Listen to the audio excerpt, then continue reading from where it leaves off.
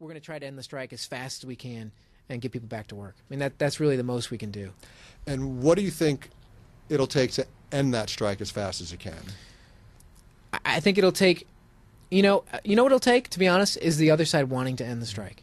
I mean, there's a number sitting out there in all these different areas of disagreement. There are numbers where they know, and basically they know that we will agree to. They just have to get there, and they have to want to end it. I mean, there's some questions of whether or not they may want the strike going on for a while. Well, that was my next question. Do they want to try to union bust? Do they want you to face pressure from other unions? Do they want you to face pressure from people saying it's your fault that these other people are making money? Absolutely, no doubt. Do they want the writers who aren't making much money to struggle with more? Do they want to see if they can divide and conquer, if you will?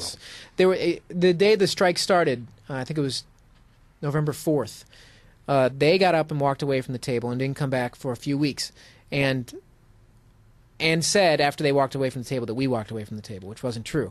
But the reason they did that, I think, is they thought that time was on their side and that our union wouldn't hold together, that we'd start to fray over time. And I think they still think that we'll start to fray if given enough time.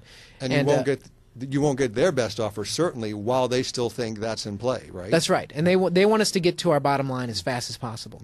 And so they want to separate our leadership from our membership. So what's your plan to keep that together? And to keep strong? You know, it doesn't really require a plan. Luckily, I think our membership has a lot of faith in the leadership.